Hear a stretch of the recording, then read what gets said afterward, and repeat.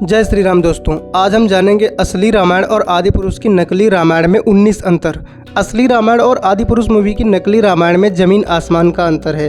पीके movie से लगाकर आदि पुरुष मूवी तक केवल हमारे सनातन धर्म को बदनाम करने की बड़े पैमाने पर कोशिश की गई है।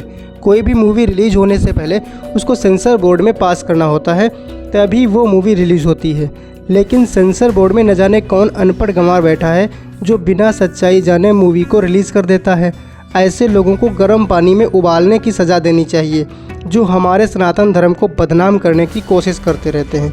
तो पहला अंतर है ब्रह्मा जी का वरदान। असली रामायण में ब्रह्मा जी ने रावण को वरदान दिया था, नर और वानर को छोड़कर तुम्हें कोई नहीं मार पाएगा। जबकि आदि पुरुष में ब्रह्मा जी ने रावण को वरदान दिया कि तुम धरती, आकाश, जल, वायु आदि में नहीं मरोगे, तुम्हें कोई आदमी या जानवर किसी भी अस्त्र शस्त्र से नहीं मार सकेगा। अब इन मूर्खों को कौन बताए ये वरदान ब्रह्मा जी ने रावण को नहीं बल्कि हिरण्यकश्यप को दिया था, जिसका वध भगवान विष्णु के अवतार भगवान नरसिंह ने किया था। तो बनाने से पहले थोड़ा रामायण पढ़ लेते गंवारों। ऐसे ही गंवारों के लिए रामायण में लिखा गया है कि ताड़ना के अधिकारी। चलिए जानते हैं अगला अंतर क्या है। अगला अंतर है दूसरा। असली रामायण में जब गुरुदेव विश्वामित्र का यज्ञ चल रहा था तब भगवान श्री राम ने सुबाहु और मारीच को मारा था। सुबाहु का तो वध कर दिया था और मारीच को तिनका मारा था। तिनका ज़मीन से उठाया और मार दिया, जिससे वो समुद्र पार करके गिरा था। और तब वो अपने बुरे कर्म छोड़कर एक सन्यासी के वेश में आ गया था। रावण मिलने भी गया था। पुरानी वाले रामायण रामानंद सागर की जो है उसमें दिखाया गया है। और इस मूवी के मारीच को गद्दार की तरह दिखा दिया है। अगला क्या है, आदि पुरुष में रावण के पास खुद की लंका भी नहीं है, बेचारा गुफा में रहता है। जबकि रामायण में रावण के पास में सोने की लंका थी। रावण इतना धनी था और इसमें रावण को गरीब दिखाया है। अगला चौथा अंतर है, आदि पुरुष मूवी में जिसने डायलॉग लिखा है, अगर वो सड़क पर आ जाए ना तो उसको लोग जूतों से मारेंगे, इतना मारेंगे जब तक वो बेहोश नहीं हो जाएगा। उसने जिस भाषा का प्रयोग किया है, ऐसा किसी भी भाषा का प्रयोग न तो वाल्मीकि रामायण में मिलता है और ना ही श्री रामचरितमानस में, ना ही कंब रामायण और अन्य रामायण में मिलता है। पांचवा है, जब लक्ष्मण जी ने सूर्पनखा की नाक काटी थी तब सूर्पनखा पहले खरदूषण और तीसरा के पास जाती है, और जब वो भी हार जाते हैं, मर जाते हैं, तो उसके बाद वो रावण के पास भरी सभा में जाती है। लेकिन इस मूवी में सूर्पनखा पहले ही रावण के पास चली जाती है और वो भी गुफा में अकेले में अंधेरे में जाती है। पूरी रामायण तो अंधेरे में ही बनी है ये। छठा क्या है, और इस मूवी का रावण इतना गरीब है कि उसके पास इतनी जगह नहीं है कि वो अपने 10 के 10 सिर एक ही फ्लोर में एक ही सीध में रख सके, तो इसलिए उसने 2 मंजिलों पर अपने सिरों को रखा हुआ है। क्या रावण ऐसा ही था? ऐसा वर्णन तो नहीं मिलता है शास्त्रों में। अगला है सातवां, इस मूवी में भगवान राम की मूछें दिखाई गई हैं, जबकि भगवान राम और भगवान कृष्ण हमेशा 16 साल के बालक की तरह ही सुकुमार दिखते हैं, वो मूछ वगैरह नहीं रखते हैं। अगला है आठवां, असली रामायण में मेघनाद का वध देवी नुकुंबला के मंदिर के बाहर हुआ था। उसे वरदान था, अगर उसने यज्ञ करके माता को प्रसन्न कर लिया तो उसे एक रथ मिलेगा, और जिस रथ पर सवार होने से उसको कोई भी हरा नहीं पाएगा। इसीलिए हनुमान जी और अंगद जी और ये सब लोग जाके उसके यज्ञ को भंग कर देते हैं। लेकिन इस मूवी में ऐसा नहीं दिखाया गया है। इसमें दिखाया गया है कि लक्ष्मण जी ने उसे स्विमिंग पूल के भीतर जाकर मारा है। अब स्विमिंग पूल कहाँ से आया लंका में, कौन बताए। अगला है, पूरी रामायण में कहीं पर भी ये वर्णन नहीं मिलता है कि विभीषण जी रावण का राज्य चाहते थे। लेकिन इस मूवी में ऐसा दिखाया गया है कि उनकी पत्नी उनसे रावण के सिंहासन को हथियाने की बात कर रही हैं जब वो आ रहे थे लंका से और राम जी के पास में।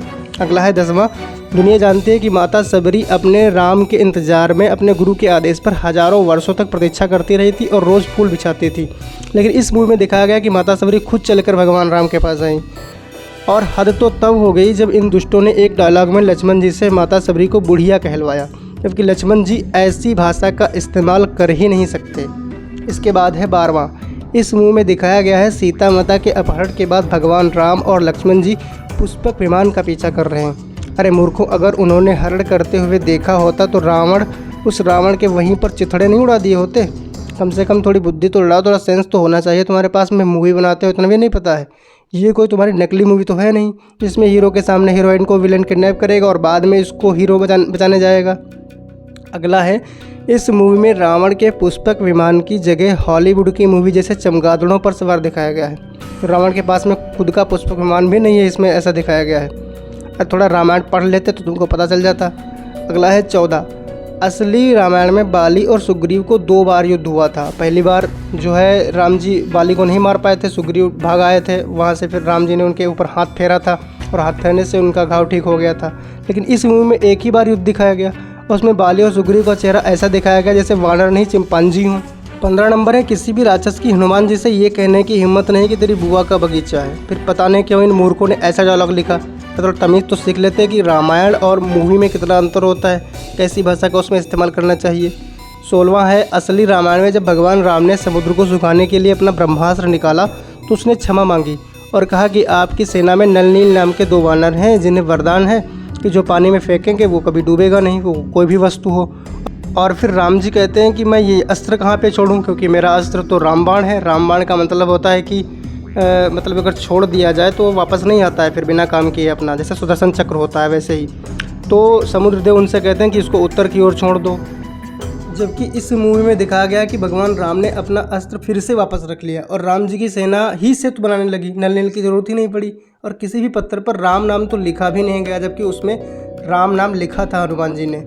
अगला है 17 नंबर, असली रामायण में हनुमान जी द्रोण पर्वत को वापस रखने के लिए हिमालय पर जाते हैं, लेकिन इस मूवी में पर्वत को वहीं पर छोड़ दिया जाता है और तो और पूरी सेना को संजीवनी बूटी दे दी जाती है। पूरी सेना को संजीवनी की जरूरत नहीं थी, केवल लक्ष्मण जी को थी। अगला है 18 नंबर, पुष्पक विमान और हनुमान जी की लड़ाई तो मैंने कहीं पर आज तक पढ़ी ही नहीं और इसमें ऐसा दिखाया गया है। इस मूवी में विभीषण जी ने श्री राम को नहीं बताया कि रावण की नाभि में अमृत है। मर्यादा पुरुषोत्तम भगवान राम अपनी मर्यादा में बंधे थे, इसलिए विभीषण जी ने उनको बताया था कि रावण की नाभि में अमृत है और वहाँ पे उसको सुखा दीजिए तभी वो मर सकता है। और इसमें जब वध हुआ तो वो हंसते हंसते मर गया रावण, जबकि ऐसा नहीं था। ऐसा तो विलन करते हैं ना, हंसते हंसते मरते हैं, वो राम बोलकर मरा था। कुल मिलाकर अगर अब भी सनातनी शांत रहे तो ये दूर पापी सनातन धर्म की संस्कृति को घून की तरह धीरे धीरे चबाते रहेंगे।